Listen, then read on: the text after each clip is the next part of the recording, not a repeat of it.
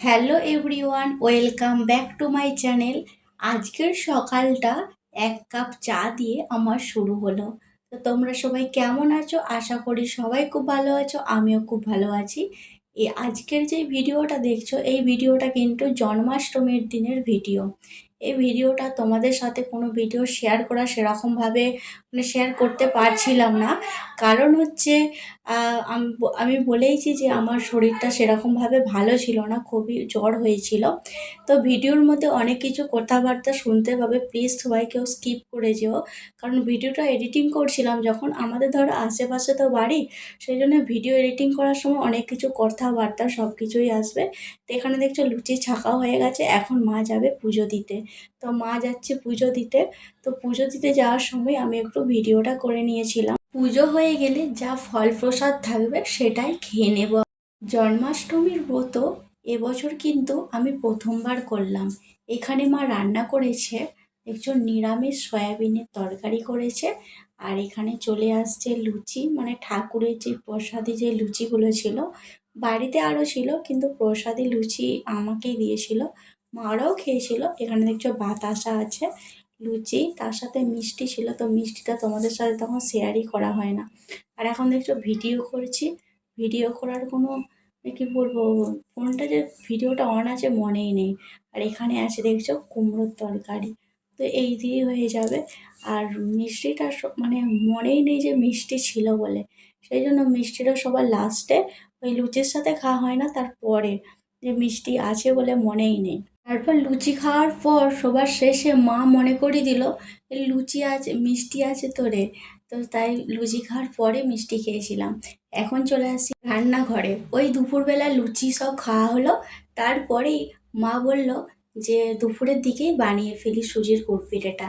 আমি বললাম হ্যাঁ মা, আর রাত্রির বেলা বানাতে হবে না। পিঠে বলেছিলাম যে একটু গুড় পিঠে করতে, আর লুচি একটু অল্প করে বানিয়েছিল।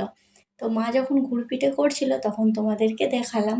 আর সেই একটা করেছে, আর এই যে দেখছো কীরকমভাবে। আর এই গুড় পিঠেটা কিন্তু সুজির গুড় পিঠে। তোমরা কি জানো, আমি কিন্তু বিয়ের কতদিন আগে, মানে আমার বিয়ের প্রায় 6 বছর হয়ে গেল, তা আমি মায়ের হাতে ওই বিয়ের আগে সুজির গুড় পিঠে খেয়েছিলাম।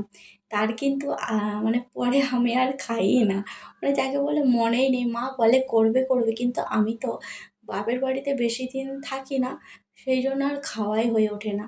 শাশুড়ি মার হাতে খেয়েছি, কিন্তু এবারে মাকে বলেছি যে মা সুজির গুড় পিঠে বানাতে হবেই। দেখছো এই যে সুজির গুড় পিঠে বানানো হয়ে গেছে, চলো খেয়ে নেবো এর। তোমাদের সাথে সেই যখন খাওয়া হচ্ছিল তখন কথা হয়েছিল, ভিডিও করেছিলাম, তারপর থেকে আর কোনো ভিডিও করা হয় না। তারপর এখন চলে আসে সন্ধ্যাবেলা, আর ভাবলাম সন্ধ্যার দিকে একটু ভিডিও করাই যাক, ভিডিওটা তো শেষ করতে হবে তাই না। সেই তো এখন সন্ধ্যাবেলা কিছু খাবার বানাচ্ছি। খাবার বলতে তেমন কিছু নয়, ওই দুপুরের দিকে কুমড়োর তরকারি হয়েছিল, আর আর সয়াবিন আলুর তরকারি একটু মাখা মাখা করে করেছিলাম। আর আমি করি না, মা করেছিল। আর এখন আমি বানাচ্ছি ঘুগনি। তো চলো রান্নাঘরে যাওয়া যাক, ঘুগনিটা করে নিই।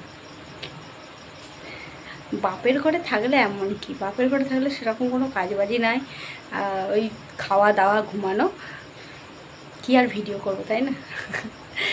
তো ওই যতটুক পারছি ততটুক তোমাদের সাথে শেয়ার করছি। তো চলো রান্নাঘরে যাওয়া যাক, ঘুগনিটা করে নিই। এখানে আলুগুলো আমি সেদ্ধ করতে দিয়ে দিচ্ছি ঘুগনির জন্য। এখানে দেখছো লাস্টে আমি এখানে কলাই দিয়ে দিয়েছি, আর এই যে কাটা আলুগুলোকে আমি দিয়ে দিচ্ছি। কারেন্টটা চলে গেছে এখন, তাই দেখছি টর্চটা জেলে আমি কাজ করছি, তার সাথে ফোনের ফ্ল্যাশ লাইটটা আছে, জেলে কাজ করছি। মানে কারেন্ট চলে গেছে, সেই সময় ভাবলাম ভিডিওটা বানাবো, কিন্তু কারেন্টটা চলে যাওয়ার কারণে আর ভিডিও বানাতে, মানে এইরকম টর্চ জেলে ভিডিওটা করছি। ঘুগনিটা করতে থাকি বলতে এখন সিটি মানে সেদ্ধ করতে দিয়ে দিচ্ছি আর কি, সেদ্ধ করতে দিয়ে দিই। রাত্রির বেলা ঘুগনি বানানো আমার হয়ে গেল। আজকে রাতের মেনু, দুপুরে হয়েছে সুজির গুড় পিঠে, আর রাতে হয়েছে ঘুগনি। তো ভিডিওটা এই পর্যন্তই, টাটা।